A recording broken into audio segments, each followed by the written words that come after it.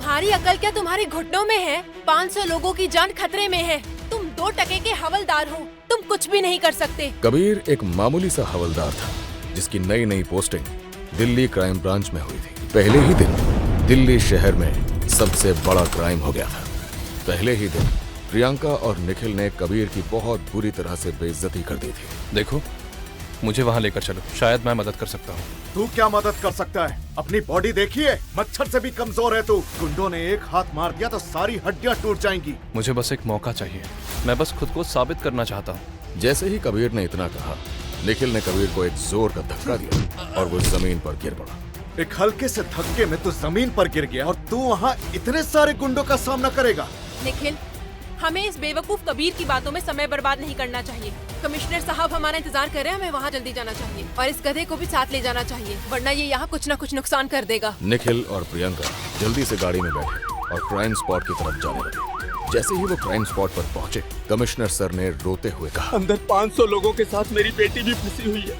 मेरी बेटी को कुछ हो गया तो मैं खुद को कभी माफ नहीं कर पाऊंगा। और तभी 2 गुंडे बाहर आए जिनके हाथों में बड़ी बड़ी बंदूकें थी। हमारे बॉस का ऑर्डर है कि 5 मिनट के अंदर 500 करोड़ पहुंच जाने चाहिए, वरना सबसे पहली गोली चलेगी नहीं। कमिश्नर की बेटी पे।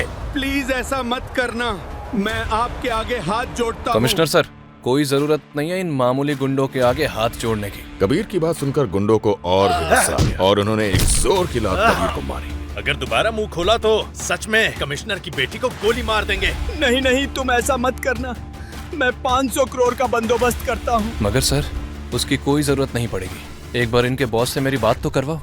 ओ कौड़ी के हवलदार, तेरी जुबान तेरी औकात से ज्यादा चल रही है। एक बार ये मुसीबत खत्म होने दे, तुझे मैं चूटी मार मार के सस्पेंड करूंगा। कबीर जमीन पर गिरा हुआ था।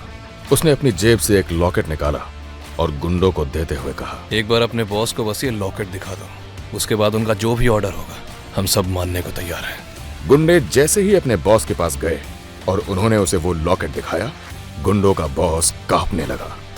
क्या ये कहाँ से आया तुम्हारे पास? ये लॉकेट तो सिर्फ एक ही आदमी के पास है, जिसका नाम है कबीर, और अगर वो यहाँ आ गया तो हम सब कहीं के नहीं रहेंगे। मगर बॉस, वो तो बाहर ही खड़ा है और हमने उसे एक लात भी मारी, वो तो बहुत ही कमजोर है। अरे बेवकूफों, तुमने ये क्या कर दिया? ये तो उसकी चाल होती है।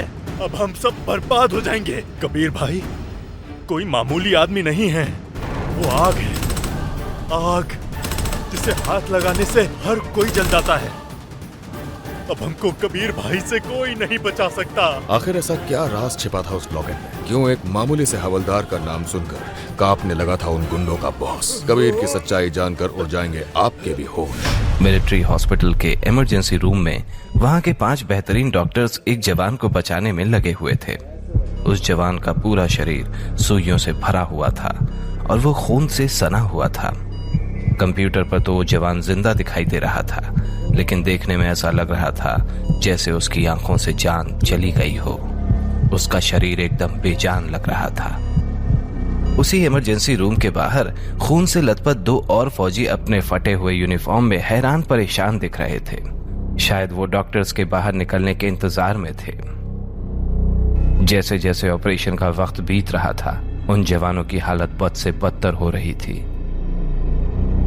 2 घंटे के लंबे इंतजार के बाद आखिरकार ऑपरेशन थिएटर का गेट खुला। दोनों फौजी और उनके कुछ साथी डॉक्टर्स की तरफ दौड़े। क्या वो ठीक है? सबने एक साथ कहा। 4 डॉक्टर्स वहां से सिर हिलाते हुए निकल गए, जबकि एक डॉक्टर वहीं रुककर उनके सवाल का जवाब देने लगे। हाँ, हमने उसे बचा लिया। ये सुनते ही वहां खड़े सारे फौजियों के चेहरे खिल उठे। सबको राहत की सांस आई, लेकिन उन फौजियों के टीम इंस्ट्रक्टर को लगा कि बात कुछ और है। वो पूरी तरह से ठीक तो हो जाएगा ना? टीम इंस्ट्रक्टर ने पूछा। उसके शरीर की चोटों की तो ज्यादा दिक्कत नहीं है, लेकिन जो केमिकल उसको लड़ाई के टाइम पर दिया गया था वो खतरनाक है और ऐसा हमने पहली बार देखा है। ये डिफेक्टिव केमिकल कैटेगरी में आती है। इसको बचाने में जो देरी हुई है उसकी वजह से ये केमिकल उसके ब्लड में मिल गया है और इसे वीक बना रहा है।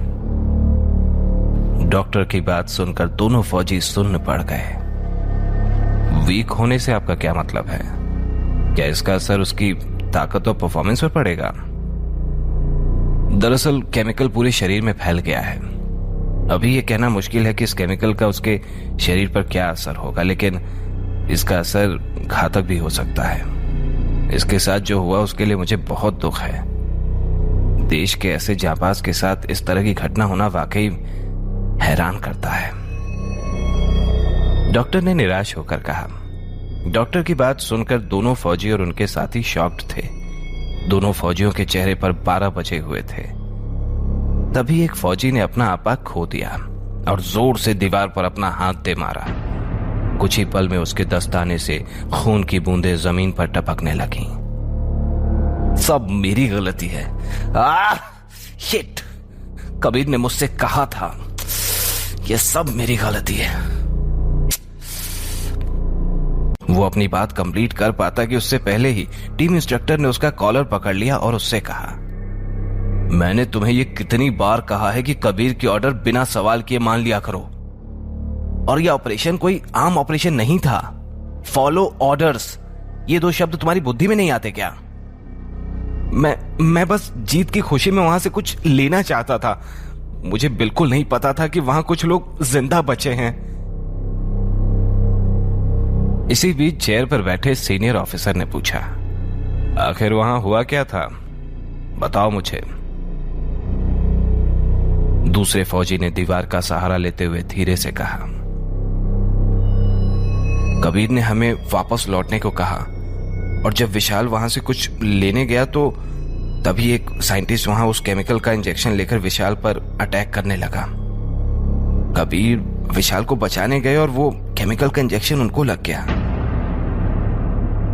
ये सुनते ही सीनियर ऑफिसर ने विशाल की तरफ देखा और चिल्लाते हुए कहा, इस गिल्ट के साथ कैसे रह पाओगे तुम?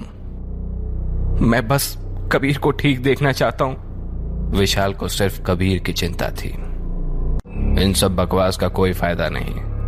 जाओ अंदर जाओ और देखो कि वो ठीक है कि नहीं।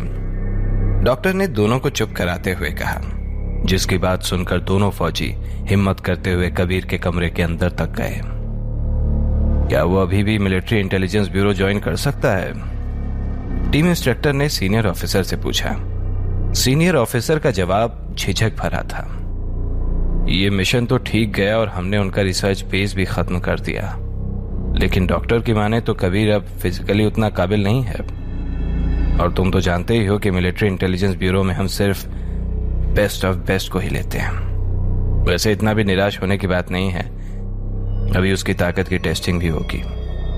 और तुमने तो 3 लोगों का नाम दिया था ना मिलिट्री इंटेलिजेंस ब्यूरो के लिए, उनमें से 2 मिशन पास कर चुके हैं, तो उनका मिलिट्री इंटेलिजेंस ब्यूरो में जाना तय है। टीम इंस्ट्रक्टर सीनियर ऑफिसर की बात से खास खुश नहीं था। उसी वक्त विशाल, जो कि कमरे के दरवाजे से चिपक कर इनकी सारी बातें सुन रहा था, वो रो पड़ा। दूसरा फौजी भी इस बात को समझ गया था। वो कबीर को कंबल उठाते हुए उसी के बगल में बैठ गया।